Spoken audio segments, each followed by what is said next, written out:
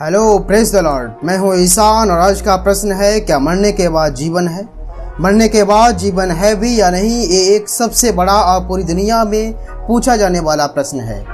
अय्यूब ने अय्यूब की पुस्तक अध्याय 14 के वचन 1 से 2 और वचन 14 में हम सबों से यह बात कहते हुए बात की है कि मनुष्य जो स्त्री से उत्पन्न होता है वह थोड़े दिनों का और दुख से भरा रहता है। वह फूल के समान खिलता फिर तोड़ा जाता है, वह छाया की रीति पर ढल जाता और कहीं ठहरता नहीं। यदि मनुष्य मर जाए तो क्या वह फिर जीवित होगा? अब मेरे प्रियो, अय्यूब की तरह ही हम सबों को इस प्रश्न के द्वारा चुनौती मिली है कि वास्तव में मृत्यु के पश्चात हमारे साथ क्या होता है। क्या हमारा अस्तित्व ही खत्म हो जाता है? क्या जीवन एक घूमने वाले दरवाजे की तरह पृथ्वी पर आने और इससे वापस जाने के द्वारा आखिरकार व्यक्तिगत महानता को प्राप्त करना मात्र है? क्या हर कोई एक जैसे ही स्थान पर या हम भिन्न स्थानों पर जाते हैं? क्या कहीं वास्तव में स्वर्ग और नरक होता भी है?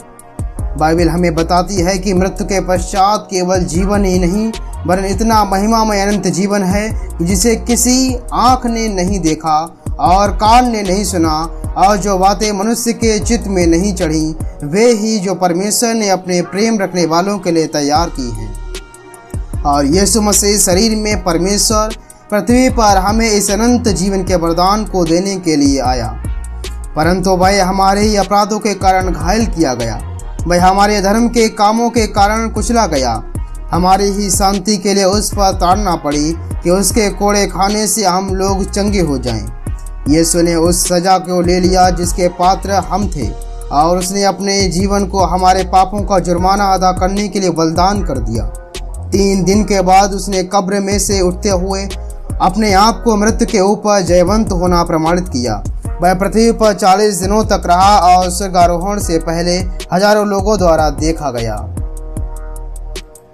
रोमियो 4:25 कहता है, वह हमारे अपराधों के लिए पकड़वाया गया और हमारे धर्मी ठहरने के लिए जलाया भी गया। मसीह का पुनरुत्थान एक पूरी तरह से दस्तावेजी घटना है। पौलुस प्रेरित ने लोगों को चुनौती दी कि वह उनकी मान्यता के लिए चश्मदीद गवाहों से प्रश्न करे और कोई भी उसकी सत्यता का सामना करने के योग्य नहीं था। यीशु मसीह का पुनरुत्थान मसीही विश्वास की आधारभूत प्रमाण है। केवल मसीह ही उन लोगों की बड़ी फसल में से पहला व्यक्ति था जो कि पुनः जीवन के लिए जलाए जाएंगे। शारीरिक मृत्यु एक व्यक्ति आदम के द्वारा आई जिससे हम सभी संबंधित हैं, परंतु हम सबों को जो परमेश्वर के परिवार में यीशु मसीह में विश्वास करने के द्वारा गोद लिए गए नया जीवन दिया जाएगा, जैसा वचन में कहा गया है। पहला कुरिन्थियों 15 अध्याय वचन 20 से 22। परंतु सचमुच मसीह मुर्दों में से जी उठा है और जो सो गए हैं उनमें वह पहला फल हुआ, क्योंकि जब मनुष्य के द्वारा मृत्यु आई तो मनुष्य ही के द्वारा मरे हुओं का पुनरुत्थान भी आया। और जैसे आदम में सब मरते हैं वैसे ही मसीह में सब जलाए जाएंगे। पहला कुरिन्थियों 6:14 वचन कहता है, परमेश्वर ने अपनी सामर्थ्य से प्रभु को जलाया और हमें भी जलाएगा। यद्यपि हम सब अंत में जलाए जाएंगे, परंतु हम में से हर कोई स्वर्ग में नहीं जाएगा। हर एक व्यक्ति को इस जीवन में एक चुनाव को करना है और ये चुनाव हर एक के अनंत काल की मंजिल को तय करेगा। बाइबल कहती है कि हमारे लिए एक बार मरना और उसके बाद न्याय का होना ठहराया गया है। वे जिन्हें यीशु मसीह में विश्वास करने के द्वारा धर्मी बनाया गया है अनंत जीवन में प्रवेश करेंगे, परंतु जो मसीह को उद्धारकर्ता के रूप में अस्वीकार कर देते हैं उनको नरक में अनंत दंड भोगने के लिए भेज दिया जाएगा। नरक स्वर्ग जैसी ही केवल अस्तित्व में रहने की स्थिति ही नहीं है, परंतु एक यथार्थ स्थान है। यह वह स्थान है जहां पर अधर्मी परमेश्वर के ना समाप्त होने वाले अनंतकालीन क्रोध का अनुभव करेंगे।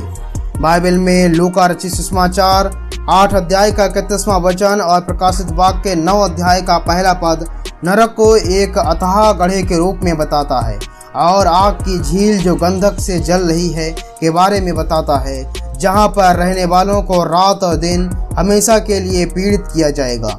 मत्ती 13:42 हमें बताता है कि उन्हें आग के कुंड में डालेंगे जहां रोना और दांत पीसना होगा, मतलब नरक में तीव्र शोक का क्रोध होगा। पर मेरे प्रियो, परमेश्वर दुष्ट के भी मरने से प्रसन्न नहीं होता। वह तो चाहता है कि वे अपने दुष्ट मार्गों से फिरें ताकि वे जीवित रहें। जैसा कि एजेकियल 33 के 11वें वचन में कहा गया है कि इसलिए तू उनसे ये कहे, परमेश्वर यहोवा की ये वाणी है, मेरे जीवन की सौगंध, मैं दुष्ट के मरने से कुछ भी प्रसन्न नहीं होता, परंतु इससे कि दुष्ट अपने मार्ग से फिरकर जीवित रहे। हे इज़राइल के घराने, तुम अपने अपने बुरे मार्ग से फिर जाओ, तुम क्यों मरो। परंतु वह हमें इसके समर्पण के लिए बाध्य नहीं करेगा। हम उसको अस्वीकार करना चुनते हैं तो वह उससे अनंतकाल के लिए अलग रहने के लिए हमारे निर्णय को स्वीकार करता है। पृथ्वी पर हमारा जीवन आगे आने वाले बातों की तैयारी के लिए एक जांच है। विश्वासियों के लिए मृत्यु के बाद जीवन स्वर्ग में परमेश्वर के साथ अनंत जीवन है। अविश्वासियों के लिए मृत्यु के बाद जीवन अनंत काल के लिए आग की झील है। हम कैसे मृत्यु के बाद अनंत काल के जीवन को और अनंत काल के लिए आग की झील से बच सकते हैं? इसके लिए केवल एक ही मार्ग है, यीशु मसीह में विश्वास और भरोसा करना। यूहन्ना 11 के 25 और 26 में यीशु ने कहा, पुनरुत्थान और जीवन मैं हूँ, जो कोई मुझ पर विश्वास करता है वह यदि मर भी जाए तो भी जिएगा, और जो कोई जीवित है और मुझ पर विश्वास करता है वह अनंत काल तक ना मरेगा। और अनंत जीवन का उपहार तो हम सबों के लिए उपलब्ध है। जैसा यूहन्ना 3 के 36 में वचन कहता है कि जो पुत्र पर विश्वास करता है अनंत जीवन उसका है, परंतु जो पुत्र को नहीं मानता वह जीवन को नहीं देखेगा, परंतु परमेश्वर का क्रोध उस पर रहता है। हमें मृत्यु के पश्चात परमेश्वर के उद्धार के उपहार को स्वीकार करने का अवसर प्रदान नहीं किया जाएगा। हमारा अनंतकालीन गंतव्य हमारे द्वारा यीशु मसीह को हमारे पृथ्वी के जीवन काल में स्वीकार या इनकार के द्वारा निर्धारित होता है। दूसरा कुरिन्थियों 6 के 2 में वचन कहता है कि मैं तुमसे कहता हूँ, अभी परमेश्वर के अनुग्रह का समय है, अभी वह उद्धार का दिन है। यदि हम यीशु मसीह की मृत्यु को परमेश्वर के विरुद्ध हमारे पापों की कीमत को पूरी तरह से चुकाने में विश्वास करते हैं तो न केवल हमें पृथ्वी पर एक अर्थपूर्ण जीवन को निश्चयता मिलेगी, वरन मसीह की महिमामय उपस्थिति में मृत्यु के बाद में अनंत जीवन भी प्राप्त होगा। आमीन।